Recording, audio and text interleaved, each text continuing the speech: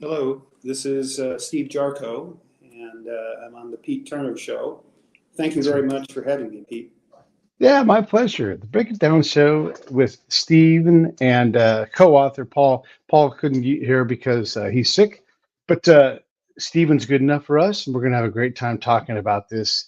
It's a topic that we've had on people in the past talking about technology and the rise of AI and boy, just the rapid ascent and then the fracturing of that market and just explosion in every direction and how fast things are moving and it really is. I mean, you guys use the word the new Roaring Twenties in the book. Everybody should get that. The book here, I'll put the link up on the screen for all of you to get the book. There it is. Um, when you look, we've been around this planet a few times. When you see something like this really, we've seen a lot of big explosive changes in life, but AI appears to be one one of the biggest things of my life. I mean, I've been around 53, almost 54 years. This is a real game changing piece of technology. It sure is. It's going to be pervasive in all of our lives. We can't avoid it. The genie is definitely out of the bottle. And it has the ability to enhance our lives and to create great wealth and to advance medical solutions, pharmaceutical solutions, logistics, infrastructure. It's going to do a lot of terrific things. However, it's also a great danger to us. Yeah, that's everything right there. You guys have the books divided into these pillars, and one of them that fascinates me, especially here in California, because we try to do we try to lead the way here in California. Well, one of them is our usage of energy. We're trying to convert over to batteries, and Toyota now is trying to lead the way in terms of hydrogen as an energy source. And we consume more and more of it. Our energy grid is older and older. We're reluctant to lean on nuclear. I just feel like, at least here in California, we're getting more and more confused as to how we are going to do this. And I don't see like anyone saying, here is a comprehensive plan where we're going to use all of these different things. And when you guys look at this in the book, what are the good and the bad things that you guys see in terms of the energy revolutions that's coming? Well, I think you're quite right in describing the confusion and the lack of a coherent plan. There's hundreds of little plans. Uh, Hmm. Climate change is a defining issue of our era. It's going to be superseded, I think, by artificial intelligence. And I think AI is going to help us solve a lot of the climate problems. Uh, there's a variety of simple things that we can do and focus on that will help us. One is to reduce the things that use energy. And AI is going to provide all sorts of devices and techniques, which is going to, frankly, reduce the number of persons in the workforce. It's going to enhance our ability to move around without using fossil fuels. Yeah. Uh, it's going to do a lot of important things, including helping us predict and simulate climate change and weather in a way that we've not been able to. There's the old joke about the weatherman not being able to predict the weather. We're actually going to be able to predict the weather and plan for it a lot better using Mhm. artificial intelligence.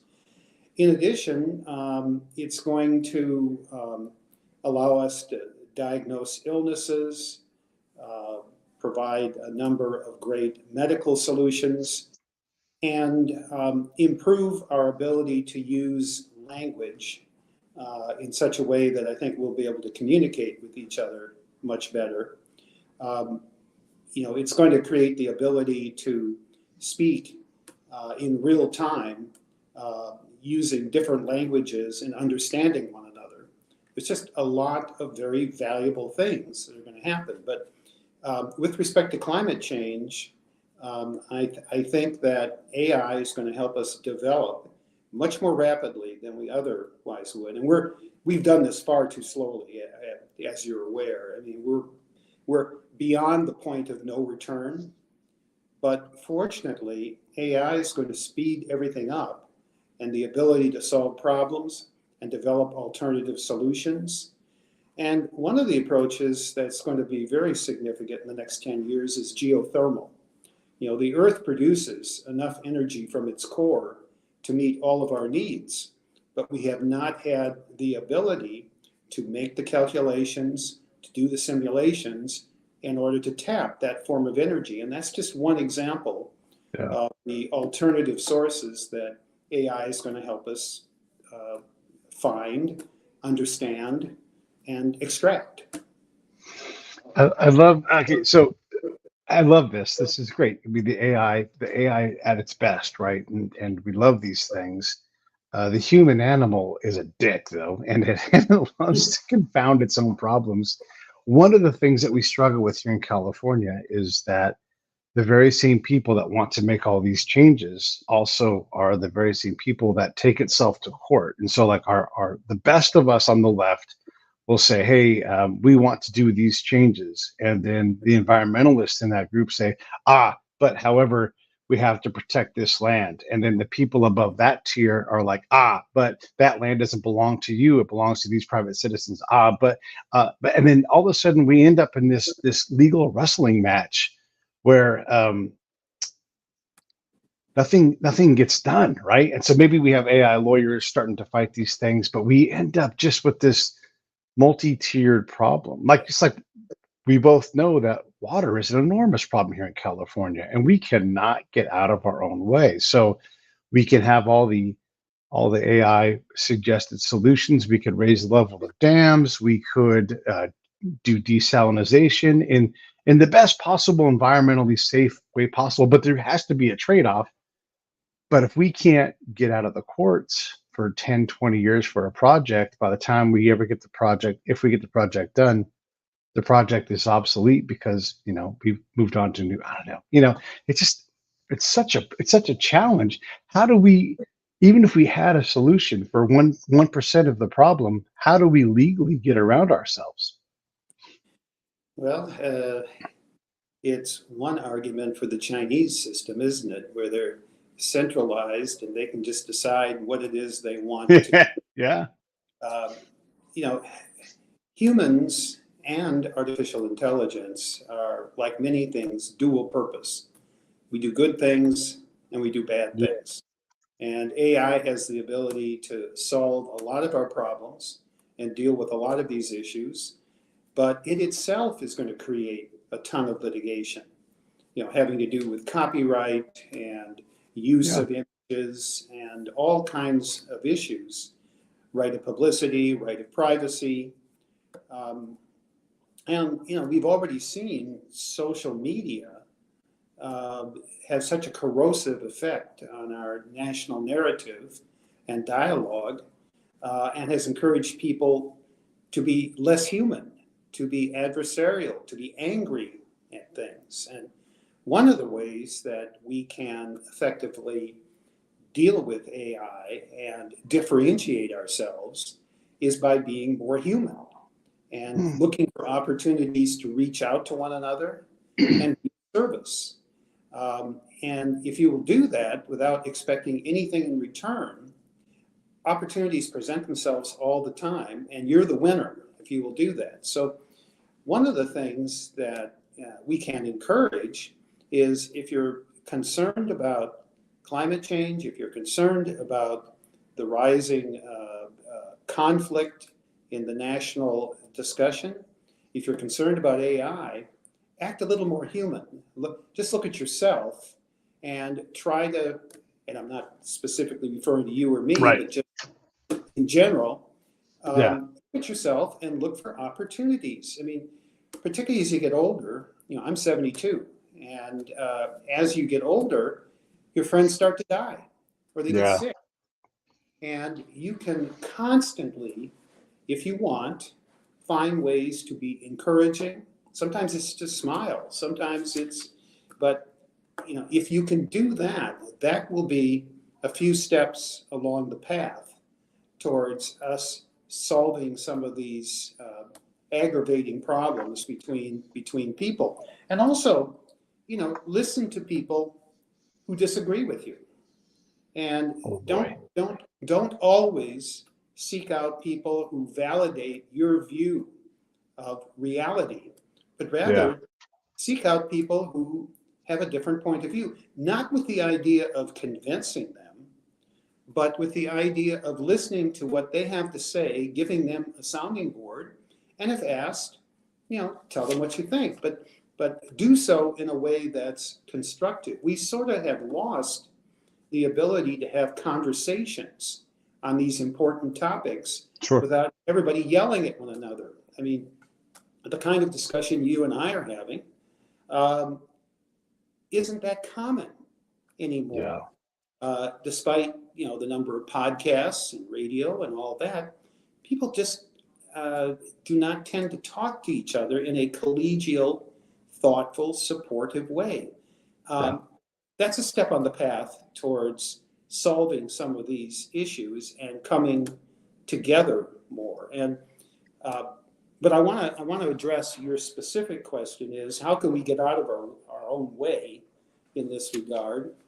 And I'm not sure I have a solution for you there, other than each of us taking responsibility for our own behavior, our own courtesy to others, and looking for opportunities to have constructive discussions. If each of us will make just the tiniest bit of effort in that regard, we will resolve some of these problems. It's funny. I did a charity ride across the nation, Save the Brave. I drive a van behind a group of motorcycle riders. We raise money going across from California all the way to, in this case, Georgia to Savannah. And then I turn around and I drive back solo in the van, and I kind of start returning stuff as I come back across the nation. And I know a lot of people, partly because of the show, partly because of the person that I am, partly because I try to do exactly what you're talking about. And I can sit with my friends who are pro-gun. I can sit with my friends who are pro-abortion. I can sit with my friends who are all over the political spectrum, and I can understand their point of view. Even if I don't agree with it, I can understand how they come to these conclusions. And to the point where I'm sitting on a couch and being hosted overnight at Roger Clinton's house, Bill's little brother. And if you tried to put Roger on a political position, I would say over half of the time you'd miss, because you just don't look. He is a Clinton for sure, and you do not talk bad about the Clinton family anywhere in the Clinton family, right? But if you were to ask him about current events and guess where he would be, it would be very hard to be accurate, right? And we were able to have a very fair conversation and challenging to each other, but also from a point of view of love. And if anybody knows the Clintons, there's a lot of love, there's a lot of emotions in that family that are positive, and it's the embodiment of what you're talking about.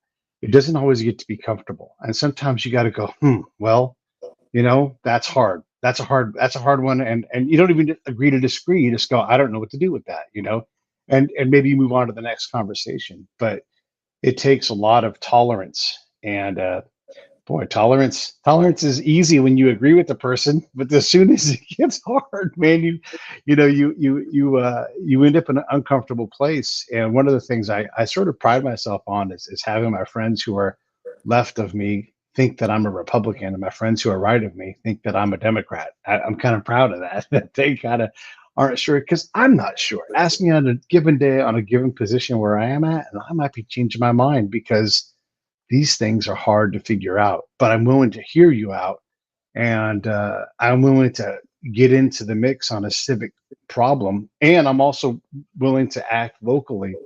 But what I'm not willing to do is point my finger at a group and say they're the problem without going and sitting with them, you know? Well, you've raised a number of really good issues. People ask me, "Are you a Republican or a Democrat?" And the honest answer is, I don't think I'm much of either, really. Right.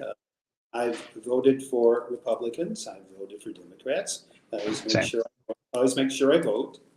But it kind of depends on, what is going on, the issues that are important to me at that time, Mm. and, the people involved. And my read on the people involved as to whether they are worthy of your support. And there have been a couple of elections that particularly local elections, that I haven't voted for because I haven't been, excited about anyone at all. And, Paul Pilzer, who's been my friend for 40 years, he and I did business in Russia in the 1990s and in the US for many years. And he wrote this book originally. He started researching and then wrote it for his children. He has four children. They were asking him as they got older, what's going to happen? What's the future look like? And Paul wanted to respond to a number of those questions. And Paul has been a Republican, and he ran for the Senate as a Republican.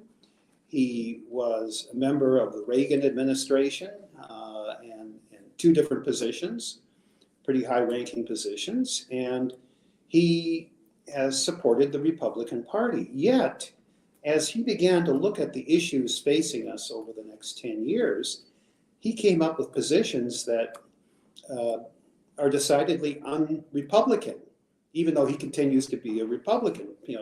For instance, he's a great believer as this transition towards technology with AI occurs, that there's going to be huge dislocation. The number of people working, which currently is about 50% of our population, will fall to about 30%. That was actually predicted by John Maynard Keynes 100 years ago. And in addition, a lot of people are not going to be able to work in the same jobs they do right now.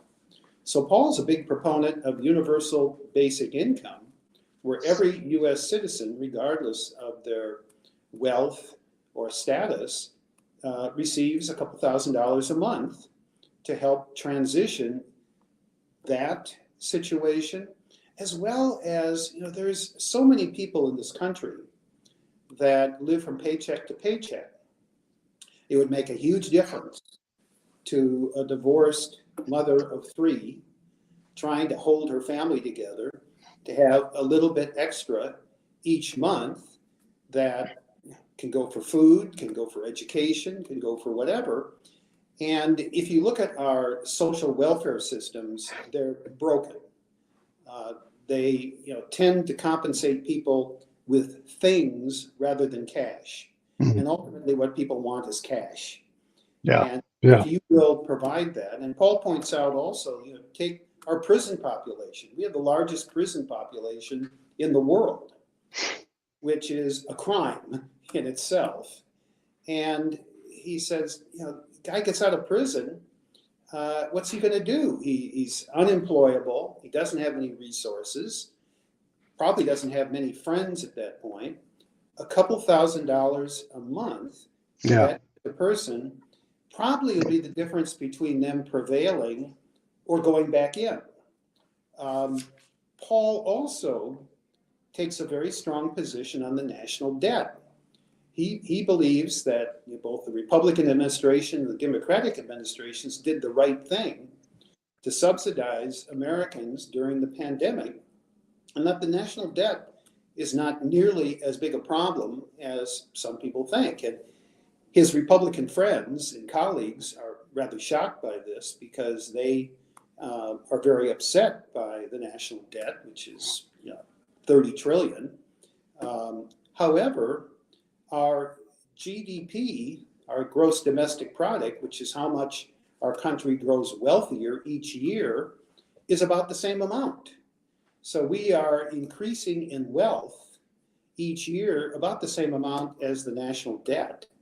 And you don't want it to get out of hand, of course, but right now it's not out of hand compared to the wealth of this country. If we really wanted to pay off the national debt, we could find a way to do that. And so Paul takes these positions as a lifelong Republican, which are hardly traditional Republican positions.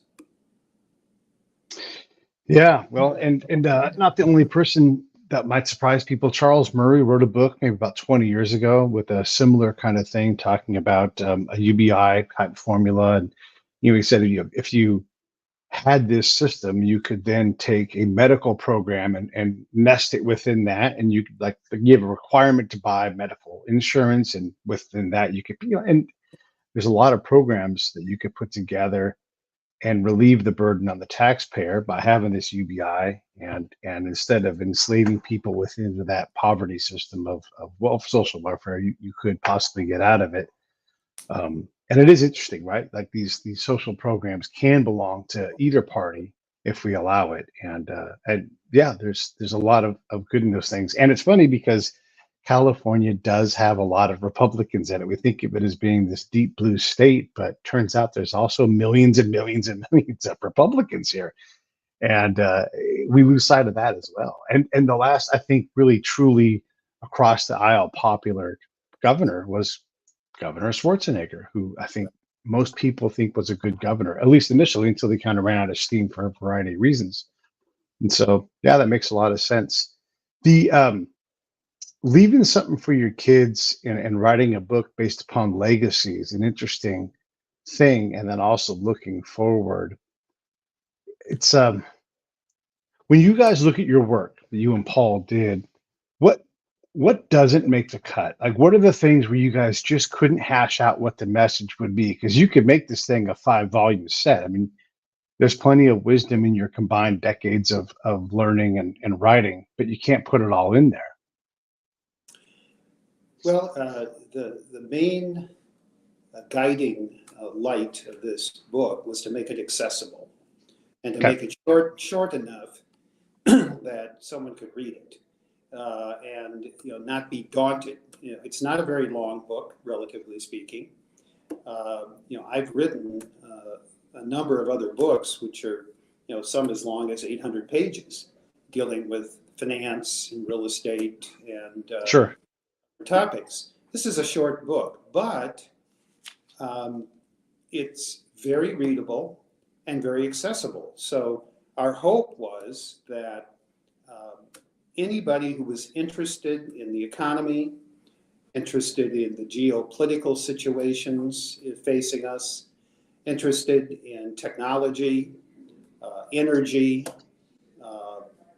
millennials, these kinds of topics would pick this book up and find it entertaining and find that in simple, straightforward language, it explains a lot of subjects that are in the news, but that people really do not have a definitive handle on. And we try to go deep enough to provide some credibility to our positions, but we tried not to get too serious about anything. When we look at problems, and I'm just looking at California right now, right? Since Sure. Paul is from there. When we look at problems that are big dumb problems, and I want to get into geopolitical too, because I'm curious what you guys think about this. But like, look, I'm going to be critical of it. This big dumb goofy train that we have. Maybe it's possible now, but until very recently, you couldn't take a train from LA to San Diego. Okay, it's landslide driven, right? But you cannot take a train directly from LA to San Francisco. You have to get on to a different mode of transportation. We were going to do high speed rail, and it just seems like that's just obsolete technology now. I mean, I definitely can see a time where on land we already own, we don't have to take anybody else's land. On I-5, we can just blaze a lane for ultra high speed electric cars that just drone up and down the highway, and we can go 200 something miles an hour and not have to go through a multi-stop system. And it seems like a train is just an obsolete money grab to me, and that we didn't even finish. So we have these problems where we see what appear to be money grabs that get more and more expensive, multi-billion-dollar projects. You look to the north, and I'm from the Bay Area, you see BART, and BART barely connects the Bay Area. It doesn't even go to like the northern counties at all, right? It doesn't go to Solano or Marin or any of these things. And you think here we are trying to be the beacon of the United States. We're the fifth biggest economy in the world and all that stuff. We say we are broke. We have all of these massive ports and we can't pay our bills. We have all of this tourism. We can't pay our bills. We have all of the cultural economy and people are desperate to make movies anywhere except for California, right? All of these things and we can't seem to pay our own bills. And so I look at that and I think, are we a model for these things? And I'm being critical just in general of the state, not of a party or any of that kind of thing, but I just see a lot of problems that we're struggling to solve because we seem to not be able to solve any of the big problems. Well, I live part-time in Dallas and part-time in Los Angeles. Yeah, great compare and contrast. And I lived in the Bay Area in San Mateo for 8 years. And I like all three places. You know, people ask me, which do you prefer, Dallas or Los Angeles? And the answer is I like both. They're different enough. And in Dallas has benefited from incredible growth, which is Yeah. continuing. It does have excellent highway systems, far better than Los Angeles, much better thought out. There are some problems during rush hour, but things clear out pretty good in Dallas. Dallas also has the largest airport by land area in the United States, second only to Riyadh, Saudi Arabia. And the city fathers were really prescient in the 60s when they acquired all of that land midway between Fort Worth and Dallas. And so Dallas, you can fly on American Airlines primarily anywhere you want to go. In most places, nonstop.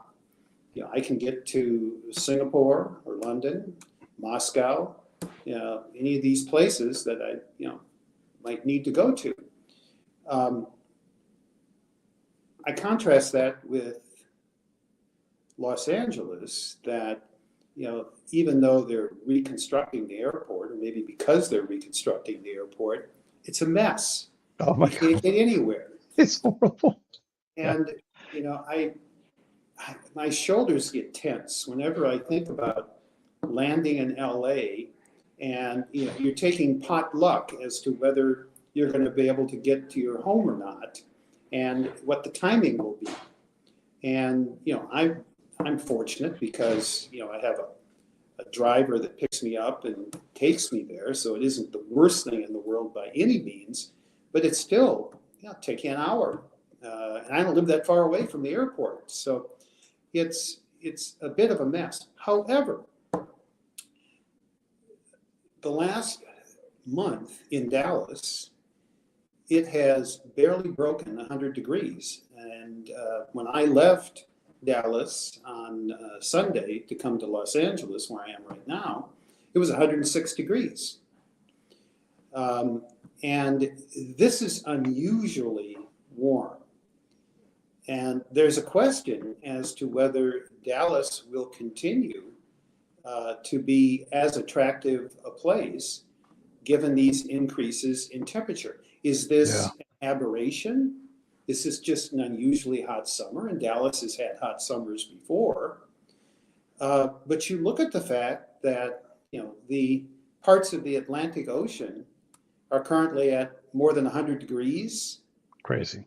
And there are sections of the Pacific Ocean similarly. You look at the polar ice caps and lack of polar ice caps, and you really wonder whether a place like Dallas will prevail. The other thing, politically, with respect to Dallas, Texas is a red state, but Dallas is more Democratic than Republican.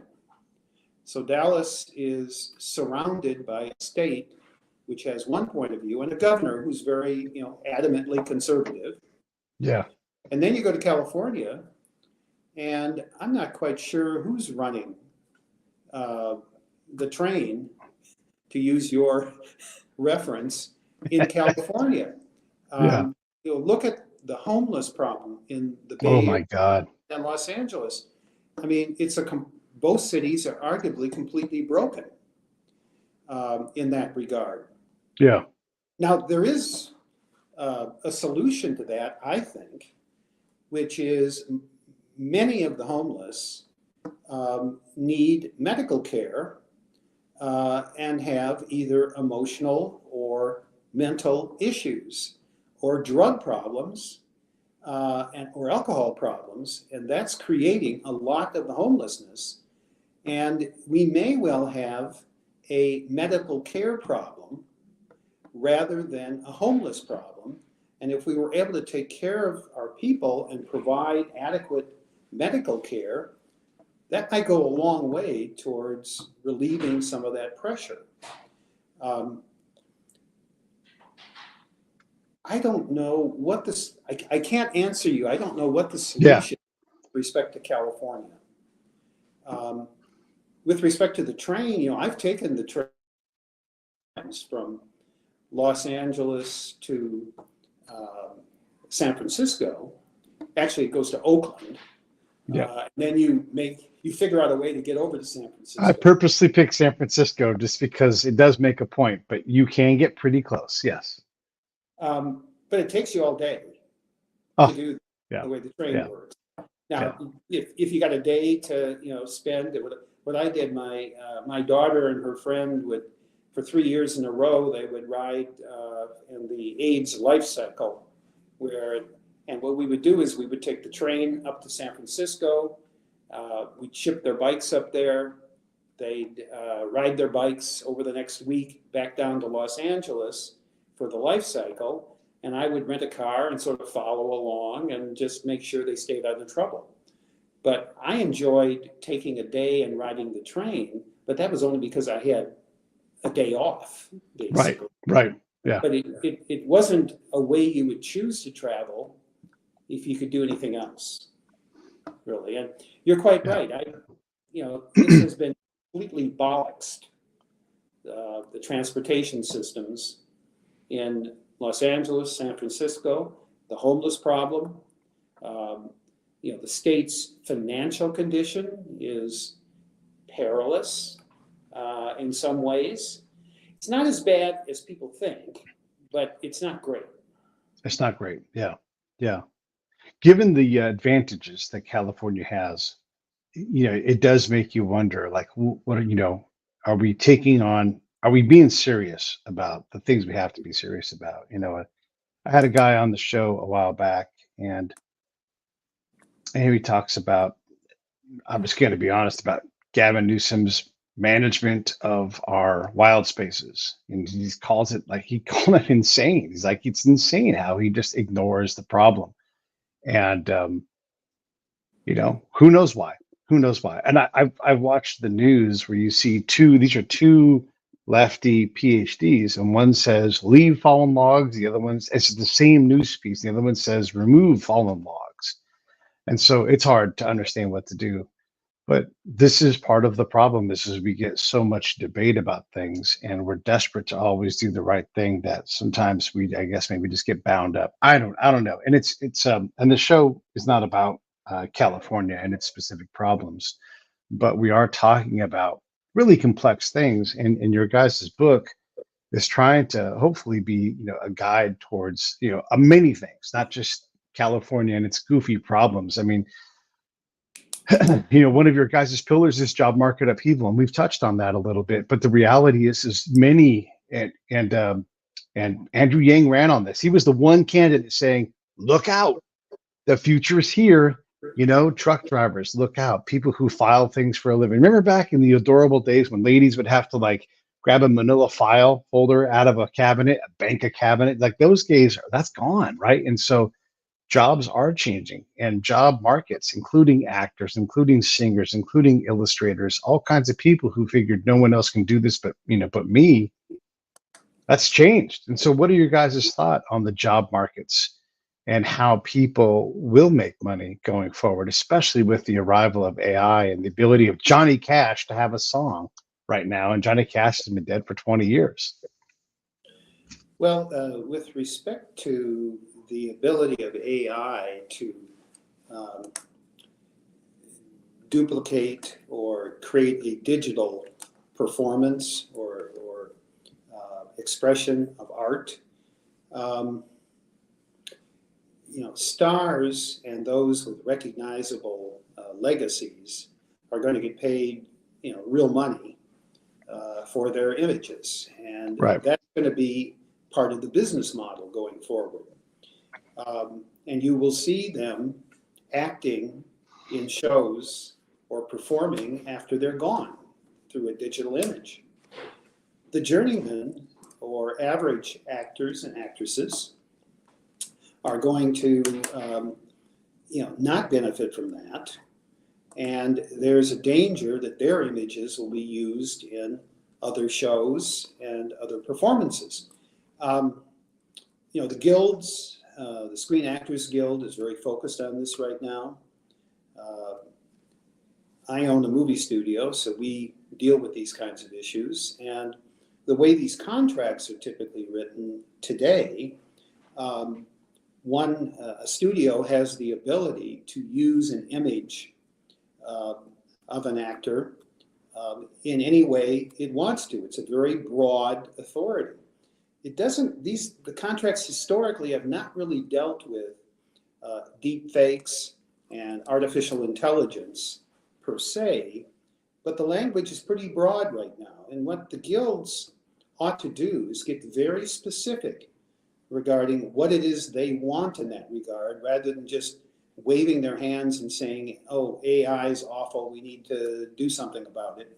And specifically, I think what's fair is I think a studio ought to be able to use an image in the project that the actor is being paid for. Beyond that, I think that needs to be verboten. You don't use that image or an AI image of that image in a different show, a different movie, a different series. You use it for that specific purpose. And I think ultimately that'll be the dividing point on that particular issue. However, the guilds are somewhat concerned about AI, but the real issue is how did they get paid on streaming? The concept of residuals was that shows go theatrical, and then after that they go to residual type presentations, including television and DVDs, and actors want to be paid on that because that's in addition to what the main purpose was. Well, now streaming is where shows are going to live primarily. And the question is, how do you calculate how the actor should be compensated? Right. It's tricky because the streaming services do not want to provide detailed data. I mean, that's part of their algorithms and their special sauce that permits them to make money. With an asterisk, which is the only streaming service of the big streaming services actually making money right now is Netflix. They've already won this battle. The studios just haven't figured that out quite yet. All the studios are losing a fortune. I saw Paramount's numbers were released just a few days ago, and they were high-fiving themselves because they had picked up subscribers, but they had lost over $400 million for the quarter. Jeez. From their streaming services. And this is fairly typical. I mean, Disney has lost a couple billion a year or more, and Disney has the best chance probably to prevail with respect to a standalone streaming service.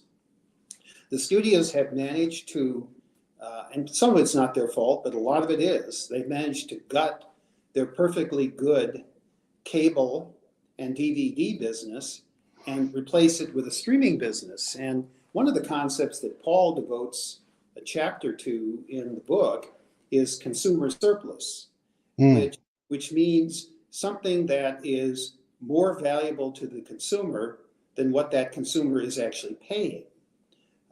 And this is the way you build businesses and keep customers. However, the entertainment business, and this is sometimes referred to as the Spotify syndrome, the entertainment business has managed to create huge consumer surplus, huge value for the consumers who pay a monthly subscription and get almost unlimited content. They have effectively devalued content to the point that they can't figure out a way to properly compensate the creatives, and they can't make money themselves. And this may well be the end of Hollywood as we know it. Certainly, the business that has existed for 100 years is evaporating, and you're going to most likely end up with the major technology companies controlling the entertainment business and owning studios or not. So it's a fascinating development, but the studios have kind of done it to themselves, unfortunately. Yeah, yeah. So someone will buy the lot, and Amazon Studios may be the one that does it because they can have a loss leader of a streaming service because everybody's buying their toilet paper and everything else. They've are buying MGM, which used to be the legendary studio that everybody wanted to emulate, and it's a shell of its former self. But Amazon's buying it, probably paying too much, but not too much for Amazon. Right.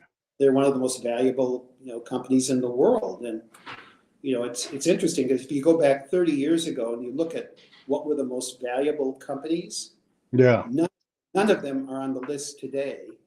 And all the companies that are the most valuable in the world are information related companies. It includes Apple, Microsoft, Alphabet, Google and YouTube, Meta, Facebook and Instagram, Amazon. Mm-hmm. And of course, the biggest part of Amazon is not what all of us as consumers see, it's AWS. Amazon Web Services. That's what produces most of their profits. NVIDIA is the chip company that's providing the chips for AI. Yeah. They've almost tripled in value. And then you have Tesla, which is a little bit of an outlier, but technology-related company. Those are the most valuable companies today. Yeah. None of those, many of them didn't exist 20 years ago. Right. Do you think, is there still a marketplace for like an Alan Ladd to start the Ladd company and go out and make films and be outside of the big studio thing and take risks and, make something that's interesting and then take it to the streamers and run it through the streamer carousel and build up something and then just sell that thing, just turn that into an exit to Amazon, to Netflix or whatever? I think it's very difficult. I won't say it's impossible. Yeah. But the independent film business is not working right now. Mm. There's really no theatrical market, with some rare victories. I mean, A24 has had a number of successful films, including this last year's Academy Award winner. But I'm not even sure they're making money. Because it is so expensive to release these movies theatrically, and when people see the theatrical numbers, they don't focus on the fact that in addition to the negative cost of the picture, you had to spend probably an equal amount to promote and market the picture, sometimes multiple, and then when the revenue comes in from the theaters, that revenue is split with the theaters. So a movie may get a gross of 100 million, that results in probably 40, 50 million to the studio. And the studio probably spent 100 million marketing the movie in order to get that 100 million. Yeah. Very difficult to make money in the movie business right now. And for independents, one thing we are seeing though is kind of a movement of production offshore, away from the US. I have been astounded by the number of foreign language titles that are on Netflix. foreign series.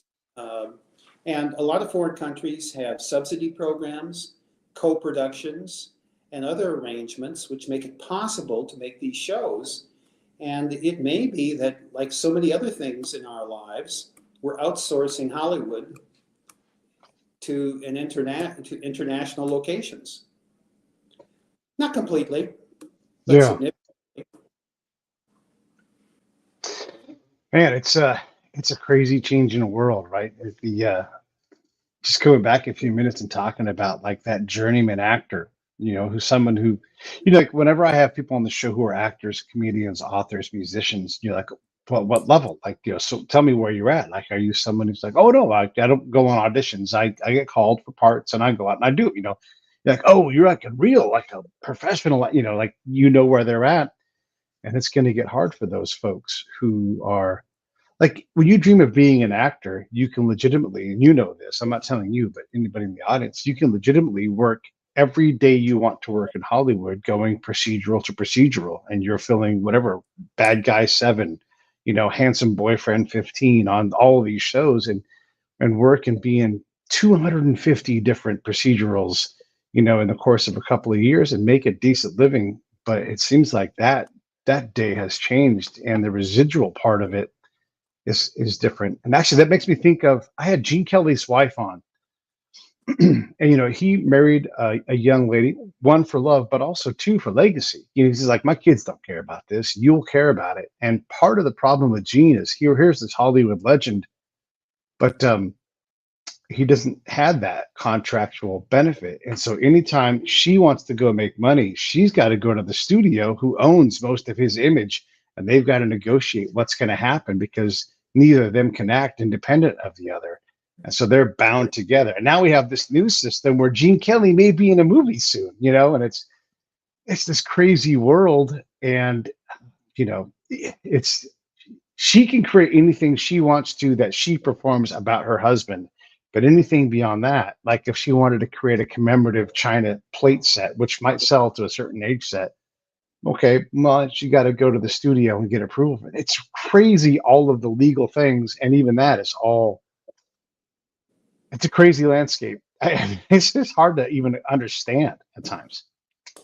Well, and she's fortunate because Gene Kelly is a legend. Right. So she Yeah. has at least something to work with. I really admire actors. It is so difficult to do the work and so difficult to find the work. Approximately 1% to 2% of all actors work at any time. Most of them Right. are not working, and virtually none of them make enough money to live. They have to do other jobs, which hurts their ability to audition for all these different possibilities. And the whole workflow in Hollywood has changed, and this segues to the Writers Guild, where they used to do TV shows with 24 episodes or more, and now most of these series have 6 to 10, and the writers' rooms are no longer 20, 30 people. The writers' rooms are 6. Yeah. And the studios, and Netflix really started this. It was felt that you had a showrunner, a creative driver of the series, and he or she only needed 3 or 4 writers to support them to write this 6-episode series. You don't need and the problem that the Writers Guild is complaining about is they're not training young writers, they're not giving them an opportunity. And, obviously the employment is less. And again, for both actors and writers, we go back to how do we calculate residuals on streaming?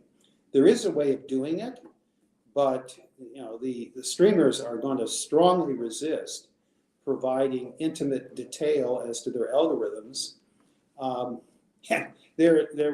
was reading an article the other day that said, well, either the studios are making so much money that they don't want the actors to know, or they're making so little money or losing money and they don't want Wall Street to know. So they're damned if they do and damned if they don't, and and they're really resisting that. And the other issue that's related to this is the amount of money being made by the studio heads. Yeah. If a studio head who says that he or she is disappointed that the actors are striking, yet is making 20 million a year and building a yacht, that's not a very sympathetic posture from which to make those sorts of promulgations. Yeah. Yeah. Yeah, the market is fractured so much. I know I barely watch TV. I mean, just barely. Compared to what I used to even 10 years ago, I didn't watch much TV, but I watched 100% more. Like I almost just never watch it. So I watch very purposefully what I'm watching. And What do you like to watch? But when you well, do, right now I'm watching that ILM, light magic, that thing written by or directed by Kasdan. It's about George Lucas's, the rise of that whole studio. I sure. think that's on Netflix, I think. Um, but I'm not bound to any brand. I don't care about that. And if it doesn't grab my attention right away, or if I get a hint of any kind of political anything, I'm out. Because I'm not there for that. I don't care if it's right or left. I don't. I'll leave in an instant. I don't like superhero movies, so I'm pretty hard to please at this point. Look, I've seen all the movies. That's why I don't like superhero movies. Like I've seen all of them. I understand what's. Oh, is all hope lost? Oh no, are they going to roll credits right now? Oh no, they're okay. Something else can. I just can't do it. So I'm pretty hard to please. So obviously I'm not their market, but I don't Oh, watch any network TV. but you are the market, because a lot of people are reacting the same way you are. I mean, Ah, all of these channels, all these streaming services, and nothing to watch, or nothing that yeah, you. I find I don't watch broadcast TV. You never. know, Yeah, like I did, 20 years ago, 30 years sure. ago. Yeah, I tend to turn on if I am at home, I tend to turn on either golf or baseball, because nothing ever happens, and I can get a lot yeah, of. It's like wallpaper. yeah. Um, I do watch baseball. I'll watch the Dodger game or whatever is on, and a lot of times I do work when that's on. And how many? Everybody has someone in their family. I certainly do, and if I pay attention, I do this too. I know the beat before it's coming, or I'll say, "Oh, I remember this episode of Cheers." I'm not watching Cheers. I'm watching Big Bang Theory or whatever it is, mhm. because these shows have all. Look, Menander wrote these shows 2,500 years ago, right? So they are variations on a theme. And I'm being unfair, but do reach a certain age and you've seen a lot of these things. It's not that I don't enjoy I don't think you're any of being them. unfair at all. I think you're making an observation that a lot of people feel. We've kind of, you reach a certain age, you've kind of seen, pretty much, what these shows are like. And, Yeah, how many, and, I'm not one who enjoys watching grisly violence or anything like that. sure. Right. And a lot of TV is that. Yeah. And it just, it isn't for me. It isn't, if watching TV, I want something that is kind of relaxing. I've worked all day doing something, and now I don't want to be stressed unduly. I want Yeah. to relax. So, any event, I do Yeah. I do admire baseball players, the skill of the Oh pitchers, man. and the ability Yeah. to hit at that Yeah. level. I mean, it's extraordinary. I I marvel at it. wouldn't mind seeing a different baseball channel, same game, like a different kind of channel, like different announcers, and just show me more data. Show me how fast they're running and have them Mhm. talking about that part of the game. I would watch that and pay attention to that. Like the announcers, like I like all of those guys and everything, but I don't need that. But yeah, they could definitely give me a different version of that, a different storytelling version of the game. And like right now, like the with that pitch, the percentage of winning has gone up to I would eat that up. I definitely would watch that. And maybe Well, there's only 10 guys in LA like that, but I would definitely get into no, something I, like I that. think there are more, and both uh, baseball and football are very, very data-driven sports. I mean, Sure. AWS, Amazon Web Services, is a big advertiser on NFL football. And the reason Right. for that, in large part, is they're working very closely. I mean, they even have chips implanted in the footballs in order to measure a variety Yeah. of things. I mean, Yeah. if you're interested in data on sports, there's a huge amount, and I think you're more right than wrong. I think having something that really focused on analyzing that data would be Yeah. quite. I would like that too. I don't know if you remember, but in the 80s, when like the Cardinals were running like wild and Ricky Henderson was running, they would show that picture in picture and they would say, like, oh, Ricky Henderson's got, like, when he's got his foot on the edge of the AstroTurf, that's a 10-foot lead. And you're like, oh boy, And so you could see the game and the tension that he created, or Vince Coleman, or whoever it was. And that just created an excitement of the game. And they just don't do that anymore. They don't draw attention to that. Like he's got, because now that stealing is back, Yeah. some of that excitement. Hopefully, they will start to call attention to it because it is measurable now. You really can't put a virtual line on there and say anything beyond this. This is the go zone. This creates this much time, and this much time with this pop time. It makes his chance of making it 98%. They can't let him get to this spot. Whatever it is, right? And tell that story. I'd eat that up. I'd eat that up easily. You're right. They're not given the changes to the game, which may have made it a lot more interesting and moved so much faster. And I love the fact that there's so much more stealing, and Yeah. they don't do a very good job, as you have correctly pointed out, of parsing that. Yeah. I mean, you don't see the runner's lead, and at what point it's the point of no return. Right. Right. Like you have a line turn yellow. Oh, he's in the zone where he might get that big lead. Oh, now it's red. It's dangerous. Now he's in the zone of being maybe picked off, and that whole cat and mouse. Right. That was great. That was great to see that. I don't want to keep you from too long. And I just love this conversation because we do have these big problems. And let me just say this in general. The world is a really great place here in America. We're not in Ukraine. We're not in Yemen. We're not in Burma. We're not in all these places that have real, actual life and death, day-to-day problems. We're very fortunate to live in America, and we can bellyache about the national debt and all this stuff. But truth is it's pretty sweet around here. We get to vote, and for the most part, we believe the person that we voted won. For the most part. But it's great that you wrote this book, and it's great that you guys point out these things. And there are so many great things. Like when low-level job places like grocery stores are like, nobody wants to work anymore. Oh, I beg to differ. They're working. They're just not working for you because they're getting paid and they're driving their car around. They're delivering groceries. They're doing other jobs. And so it's amazing that people can use their time and their own resources to make money, and they don't have to go get a job at REI or some other place. And so I love that you guys are pointing these things out, and there is some great things ahead of us in the future. So those are my final words. What do you want to say? Well, to amplify what you've just said, the book is a very optimistic book at a time when everybody's complaining about everything and people are angry all the time.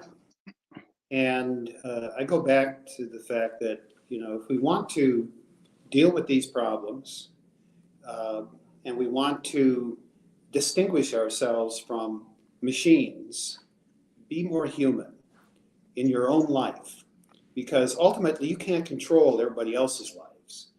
You can only deal with your attitude and your approach to your life. And you're quite right.